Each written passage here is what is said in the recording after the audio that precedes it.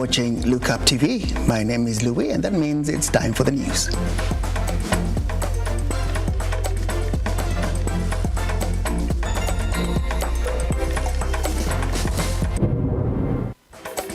Tonight on Lookup News, a mother and teen daughter lose their lives in a Dawn house fire.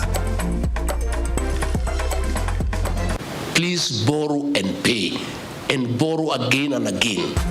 DP Gachagua steps up one against to defend the Hustler Fund. And the government vows to complete stalled dams in 6 months.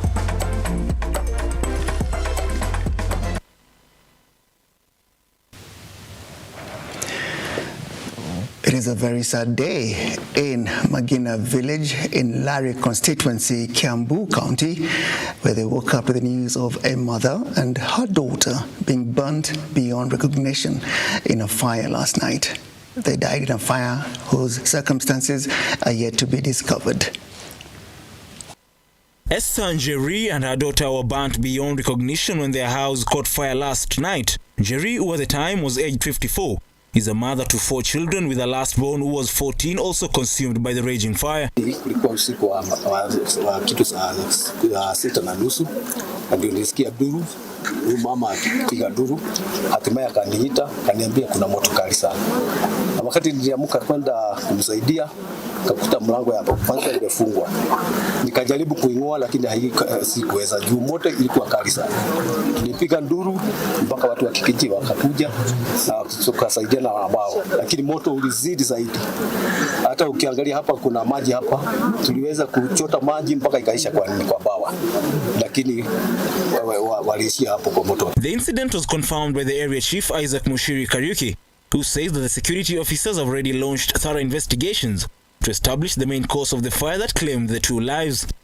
Tulipoteza uhai ama watu wawili ambao ni mama na mtoto ambaye ni msichana wa umri wa miaka 14. Kuanzia hapo uchunguzi unaendelea kwamba jirani wa huyo mama ambaye alituacha aliwahi kusikia nduru na akaweza kufika pale, na alipofika akakuta kwamba mlango wa hiyo nyumba ulikuwa umefungwa kutoka kwa nje.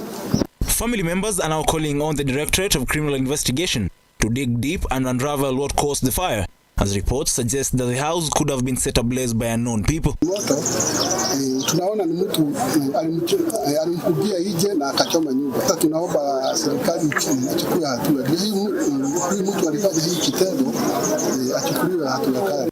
The neighbors narrated their ordeal and their efforts to contain the fire, while calling on the county government to ensure all sub-counties have enough firefighting equipments to help with such incidences. Nataka kutoa ombi kwa serikali yetu ya county government, tuulize ya kwamba watusaidie, especially in Rally sub-county, watusaidie agarau na gari moja ya kuzima moto, sababu kama tungelikuwa na gari moja, area hii ingeweza kusaidia sana. Lakini kwa sasa hatuna gari hata moja, yenye iko itatoka Bari, Itarimuru, Kikuyu ama kwingine. Kwa hivyo ningeomba ya kwamba serikali ya county watusaidie. The remains of the 2 have been taken to the morgue pending further investigations. Ian Keitani, Lookuptv. Stepping up true to form and in very high-spirited, Deputy President Rigathi Gachagua is now encouraging small-scale and medium entrepreneurs to borrow money from the Hustler Fund so as to expand their businesses. And he wants them to borrow this against the advice of the opposition of not repaying the Hustlers Fund. Gachagua said this when he launched the All-Borana semiconductor manufacturing system at the Dedan Kimathi University in Nyeri. Edwin John Mukora reports.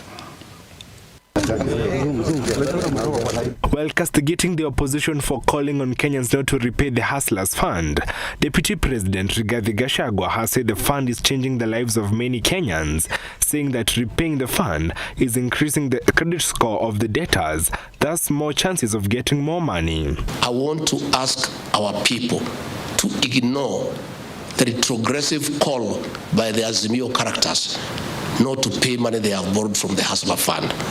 Please borrow and pay, and borrow again and again. And the way that system is working, The more you borrow and pay, you build your credit rating. So you start with 500, you pay, they go to 800, you pay, up to 50,000. And if you don't pay, that is it. You'll never borrow again. And I don't think that 2,000 you are being told by Azimio fellows not to pay will change your life. It will change your life by borrowing all the time. And we want our people to borrow up to 50,000. So please, let us utilize the Hustler Fund. The DP has said the government is banking on science, innovation and technology to spur job creation amongst the youth in the country and to create more than 5.7 million job opportunities, while pledging the government support to start up businesses so as to solve the unemployment menace. This means that the young people in this region have an added advantage in accessing better technical support if they align their digital startups to this innovation. Further, Rigathi has applauded the semiconductor project by the Dedan Kimathi University, saying it will assist in solving problems in different sectors, and it is a demonstration that Kenya has the potential of leading the continent in all aspects of technology in driving sustainable development. Any program that creates jobs is a priority for President William Ruto and I. In our pillars of catapulting the country to the next level of development, the Kenya Kwanza administration has identified science and technology as a conveyor belt to delivering our promise. Demand-led innovation in manufacturing is at the heart of the Ruto administration. Edin John Mokora, Lookuptv. The deputy president there staying on message, and you cannot say you don't have all the information they're giving right now, and I'm sure it won't stop at that point. And in Meru, this controversy is not going away, probably until tomorrow's verdict. Now the Inter-Religion Council of Kenya is speaking against the impeachment of Meru Governor Kawira Mwangaza. Speaking during the launch of the 2022 election report, which was carried out by RRC Women Association, the leader stated that Mwangaza's impeachment is an indication of discrimination against women in politics. If you stay keen, you will then hear other women saying, it is not about women, it is about politics. And the story continues.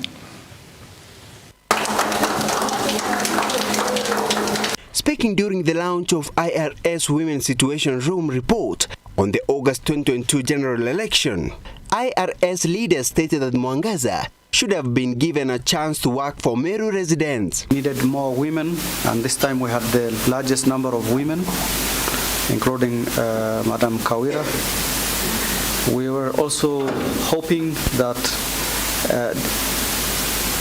that she would be able to galvanize the county and move it forward, particularly in view of the fact that she was independent. While blaming the incident on the discrimination against women, the leaders supported Mwangaza's move to collect signatures from Meru residents in order to dissolve Meru County Assembly. But our hope is that the Senate will be wise in its decisions about Meru.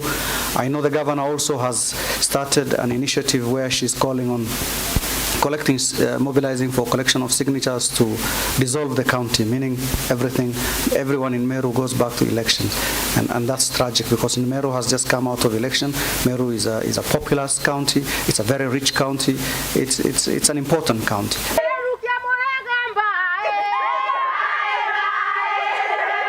However, a group of women from Meru County have supported Kawira's impeachment, stating that turbulence facing Mwangaza is not a war against female gender, but it is against her bad leadership. Honorable members MCAs, kesho watu waondolee huyu gavana, na hata kama ni gavana mwanaume tungemtoa tukiona ameshindwa kufanya kazi, si kwa sababu ni mwanamke. Kesho nawaomba Senate, huyu mama mtu waondolee yeye kesho, kama mko na huruma na sisi wa Meru. Saa hii Meru iko stand still, hakuna kitu inaendelea. Tunaomba hata hiyo Senate tunaomba kama wamama tumenyenyekea sana. Tafadhali msitake kupewa pesa na mtu yoyote. Kama mtu tumeona hilka zenye ako nazo kwa hii county. The fate of Mwangaza now lies with the Senate, This is after the Speaker of the Senate, Amason Kingi, recalled all the senators for a special sitting tomorrow to deliberate charges against the embattled governor. Mr. Speaker, the House will then determine whether the charges against her will be held by a select committee comprising not more than 11 senators, or if the matter will be dispensed in a plenary section. If the select committee is formed, then it will determine if the charges by the county assembly meet the threshold for impeachment, and if satisfied, investigate the matter in 10 days and table the report before the House. If the Senate adopt the plenary route, which has been used previously, the county assembly will make its case in the Senate, where Kawira Mwangaza will appear in person to defend herself against the accusations. If the Senate approves that impeachment, Mwangaza will then cease to hold office, and the Deputy Governor Isaac Mutuma will serve for the remainder of term. Mwangaza can then apply to the High Court for review within a period of 14 days. To redress the honorable members of this House, Mr. Speaker, who have been abused, Mr. Speaker, who have been called cartels, Mr. Speaker, who have been called thieves, Mr. Speaker, who have been told that they are looking for something to eat, Mr. Speaker, when they call for accountability, Mr. Speaker, who have been called foxes, Mr. Speaker, by our able governor, Mr. Speaker, to redress them, Mr. Speaker, and to heal their pain, Mr. Speaker, Kawira must go. 67 members of Meru County Assembly impeached Governor Kawira Mwangaza on grounds that she practiced nepotism and executes illegal appointments. Shadrack Kareria, Lookuptv.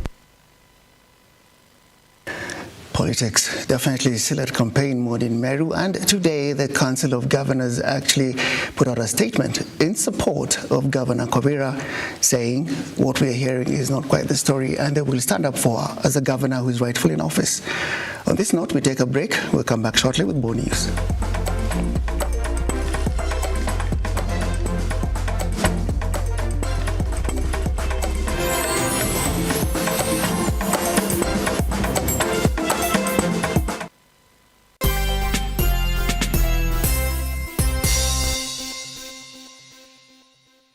Bwana Odhiambo. Ndio. Umepata wapi madoza kujenga nyumba smart car hizi?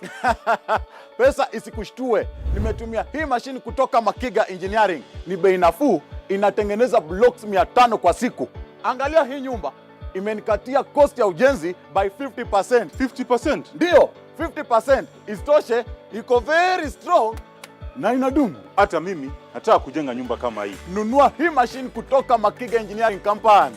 Makiga Engineering Services Limited. Siri ya ujenzi, siri ni Makiga.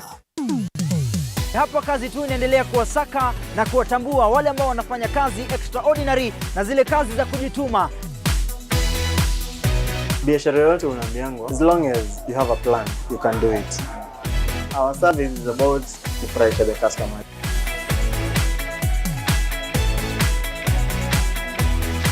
Mpenzi mtazamaji, hii ni hapa kazi tu.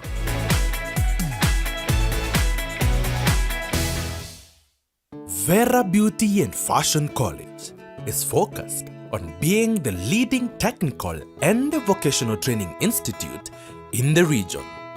Our team possesses in-depth knowledge and extensive experience in the industry, offering thorough training in cosmetology, hairdressing, interior design, creative arts, training of trainers, nail technology, and fashion design.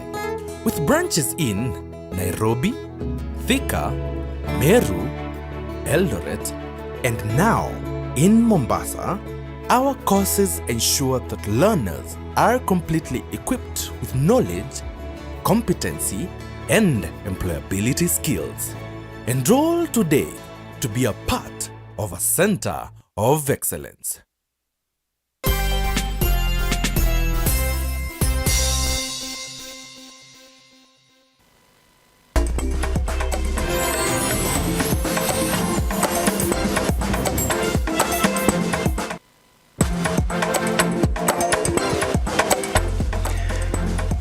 Every one of you definitely has something to say about the border that we encounter every day. Good and bad stories have come out from all corners of the country, some in defense and some have criticized the border movement. well, near you. You can send us your own comments at some point in time. But right now, we go to Nandi, where they are saying, as border operators, they're ready and indeed trying to change their image to look good. Let's find out.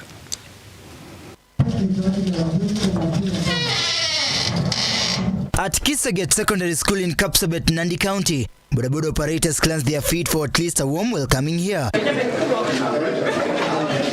In a bid to shame away their bad culture that has exceedingly been cropping in the community, they have begun by donations to those in need. Wateja wetu ambao wote tunawabeba ni watu kutoka community. Na kwa mara nyingi China bodaboda imechukuliwa vibaya sana. Ndio maana kwamba tulipokaa chini kama viongozi wa Nandi County wa bodaboda tukakubaliana kwamba hata na sisi tunaweza toa tukarudisha kwa community. They've agreed to partner with the county and the national government to bring back the good name of the bodaboda services that was lost. Tumejitolea kama wanabodaboda kwamba tushirikiane na serikali. Tulishirikiana wakati wa uchaguzi tukahakikisha kwamba tuko na amani. Na baada ya uchaguzi tukasema tutashirikiana ili tuweze kudumisha amani katika Nandi County, tudumishe usalama katika Nandi County. In addition, they will create awareness to their members in one accord in respect to the set laws and road safety regulations. Kwa wenzangu wa bodaboda tunaomba ya kwamba hii msimu wa Christmas tumeongea na viongozi wenu wote wa Nandi County tuende mwendo taratibu, tupepe wateja wetu kwa mwendo taratibu ili wote tusherekee hii Christmas kwa furaha na tufuke mwaka wote. Applauding the move by the boda operators, Nandi County Commissioner Herman Shambi states that his office is ready to steer development in the boda sector. Mimi kama serikali ya County Commissioner wa Nandi nawapongeza sana. Wengi wamekuwa wakisema bodaboda ni watu wabaya, chochote kibaki kitokea kinahusishwa na bodaboda. Tunataka wananchi sasa watambue ya kwamba bodaboda wamejipanga, wako sawa. In the exercise, the riders will have a badge and a reflector jacket branded with a specific color code for easy identification, which is one of the strategies by the national government.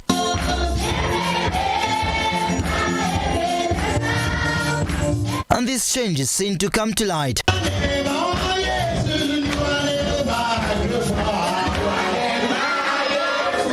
Moses Okech, Lookuptv. If anybody walked up to you and said you need to take dawa to deworm, I'm sure you will not give a very good response.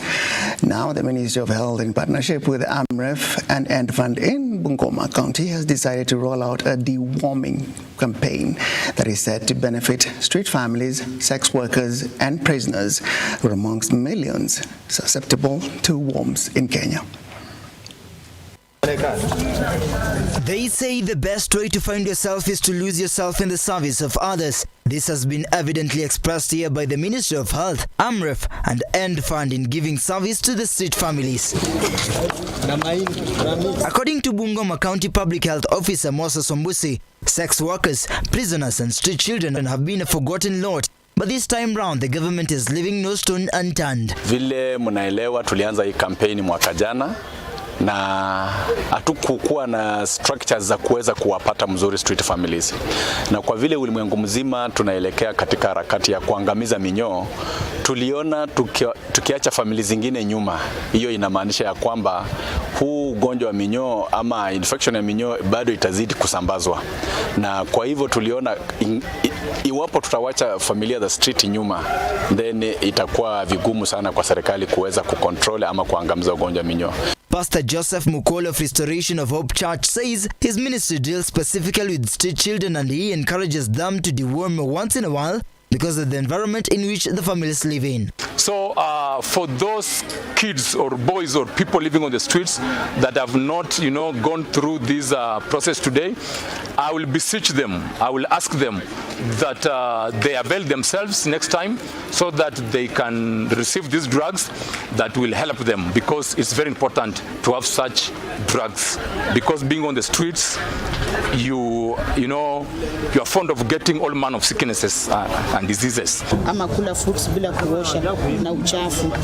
Sasa serikali. Mildred Karan is a community health volunteer and says so far 306 children have received the deworming drugs, saying most of them use leftovers as their main meals from pits and hence they are highly vulnerable to intestinal worms and other neglected tropical diseases. Sana ni vile wanakula chakula, ukiona ni wale watu wanakaa mazingira machafu. Na hivyo tukiwapea hizi dawa zinaweza kuwatoa zile minyoo ambao zimeweza kukaa milini mwao, na mara nyingi hata hawana watu wa kuwashughulikia. Kwa hivyo hata wenyewe si watu wa kuweza kujikumbusha ya kwamba wanastahili wameze dawa, maana wamesahaulika. While applauding the service given for this boy, it is his first time to have a test of the drug. Leo tumeshukuru pale mtu leta kwa dawa minyoo. Hata chakula tumekula. Leo ndo amenileta tu nikameza. Sijai meza. Over 6 million Kenyans are expected to be dewormed across the country during the mass drug administration. With close to 900,000 in Bungoma County, 360 stray children have already been dewormed as the health workers prepare to finalize their activity at the Bungoma GK prisons in the coming days. The World Health Organization recommends deworming to improve children's health and nutrition, with 1.5 billion people currently estimated to be at risk of suffering parasitic intestinal worms across the globe. Moses Okech, Lookuptv. In this season, you expect to hear loudest the voice of Nakada speaking against alcohol and drug abuse. And they're in Narok, led by the manager, Robert Olweny, and they're saying the effects of illicit brew have taken a bad toll on citizens there.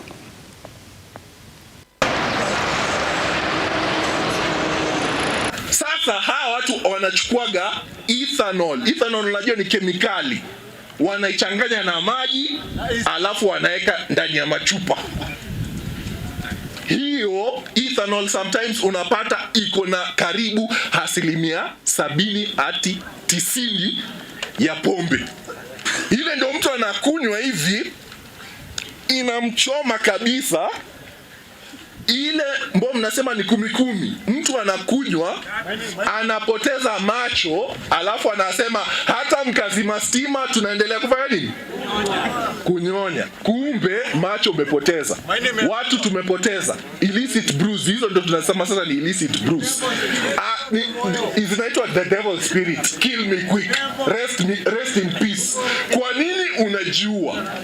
We've been doing education, and then last year when COVID struck, we decided that the baseline survey on patterns and effects of alcohol and drugs in Narok County was critical, and we have already done it. We are just waiting officially for it to be handed over to the Narok County government so that we can start working on it. We have also done radio shows. We also lack treatment to the affected groups. We have realized that we have so many affected groups from the youth all across the board. It's not only the youth, it's not only the men, we also have ladies who are all affected, and we are trying to see way forward on what we shall be able to do.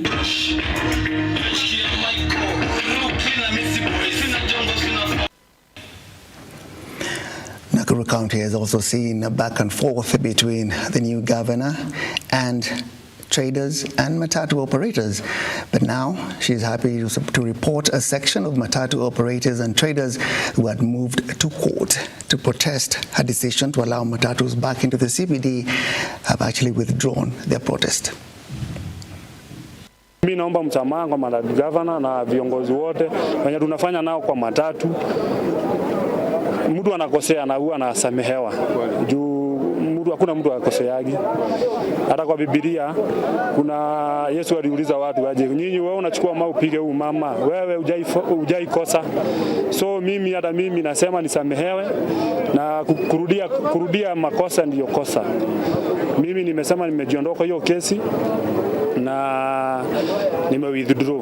Venye tu watu wako, kila mtu afanye biashara kwa amani, na magari venye ziko zimejipanga ziendelee kujipanga hivyo magari tu. Mimi na pande yangu ninaomba tu withdraw hiyo kesi, wanitoa kwa hiyo maneno. Juu mimi nilioka maneno yenye sijui.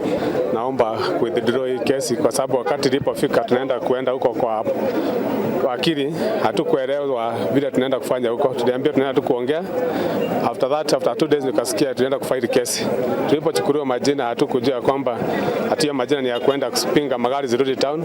Sisi issue yetu ni kwamba magari mahali ziko sawa na watu wanafurahia. Tunafurahia sisi kama members hapa Nakuru kwa sababu ilikuwa ombi letu. Takana kwamba tulikuwa tumeadhirika jinsi kazi ilikuwa imeenda chini. But tunafurahi vile magari zimerudi na kuko na order. Kwa hivyo tulikuwa tukiomba kama mimi pangu mwenyewe naomba ni withdraw kesi yangu kwa hiyo jina kwa sababu hakuna kitu nilikuwa nikibenefit kwa hiyo mambo yote.